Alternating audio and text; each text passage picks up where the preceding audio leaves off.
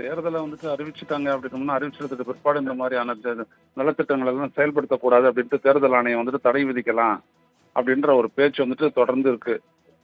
இந்த மாதிரி உரிமை தொகை, மகளிர் உரிமை தொகை, இந்த மாதிரி இலவ பேருந்து பயணம் இதெல்லாம் வந்துட்டு தடை செய்யலாம் அப்படின்ற மாதிரி ஒரு ஐடியா வந்துட்டு டெல்லியில இருக்கிறது வந்துட்டு தொடர்ந்து செய்தியா வந்துட்டு தான் இருந்தது.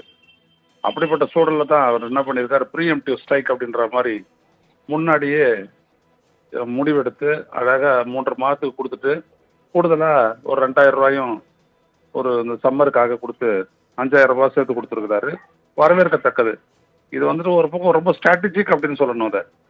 ஆமா. ஏன்னா இப்போ இவர் ஒரு மாசமும் அப்படியே நாங்கள் கொடுப்போம், பின்னாடி வந்து கொடுப்போம் அப்படின்னு சொல்றதெல்லாம் விட முன்னாடியே கொடுத்தோம் அப்படின்னோம்னா எவ்வளோ முன் சிந்தனையோட வந்துட்டு இந்த தமிழ்நாடு அரசு செயல்படுகிறது, முதலமைச்சர் செயல்படுகிறார் அப்படின்றத மக்கள் உணர்வாங்க. ஆமா. அந்த அடிப்படையில் பார்த்தோம் அப்படின்னோம்னா இதை வந்துட்டு வரவேற்கத்தக்க ஒரு விடயம். பாஜகவிற்கு வந்து இது நல்ல ஒரு மூக்கறுப்புன்னு கூட சொல்லலாம். அதுக்கும் தேர்தல் ஆணையத்துக்கும். அடுத்த ஆண்டுகள்ல இருந்து இந்த 1000 ரூபாய் உரிமை தொகையானது 2000 ரூபாயும் உயர்த்தி வழங்கப்படும் என்ற அறிவிப்பையும் இன்னைக்கு வெளியிட்டிருக்காங்க. ஆமா ஆமா. அவரால முடியும். அந்த அளவுக்கு ஒரு அரசை வந்துட்டு அவர் நடத்திக்கிட்டு இருக்கிறாரு. இது வரைக்கும் அவர் கொடுத்த வாக்குறுதிகள் பலவற்றையும் அவர் நிறைவேற்றிட்டு வர்றாரு. அதனால அது நிறைவேற்றக்கூடிய அளவுக்கு அவர் நிறைவேற்றுவார் அப்படின்ற ஒரு நம்பகத்தன்மையும் வந்துட்டு மக்கள் மத்தியில இருக்கு. அதனால அவரால் அதே வேளையில் எதிர்க்கட்சி தலைவர் எடப்பாடி பழனிசாமி ஒரு நிர்வாக திறன் அற்றதாக இருக்கிறார்கள், அதனால இதை நாங்கள் வந்தால் செய்வோம்னு அவர் ஒரு உறுதிமொழி அந்த முதல் 5 உறுதிமொழியில் தேர்தல் அறிக்கையில் கொடுக்கும்போது இதை சொல்லியிருந்தார்.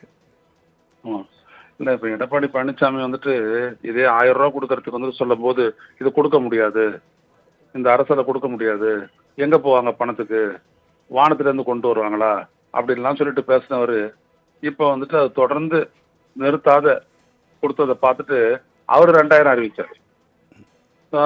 அப்போ இதுல இருந்துட்டு மக்கள் புரிஞ்சுக்குவாங்க.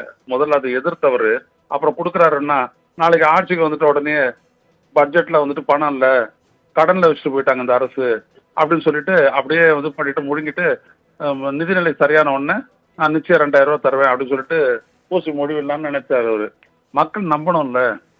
இப்போ ஸ்டாலினுக்கும் எடப்பாடி பழனிசாமிக்கு வித்தியாசம் என்னன்னா, முதல்வர் ஸ்டாலின் சொன்னா நம்பலாம், எடப்பாடி பழனிசாமி சொன்னா நம்பக்கூடாது அப்படின்ற அளவுக்கு இருக்குது.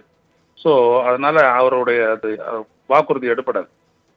3 சிலிண்டரு எதுவும் எடுப்படாது. தொலைபேசி வாயிலாக உங்களுடைய கருத்துக்களை பதிவு செய்தமைக்கு நன்றி திரு ஐயநாதன்.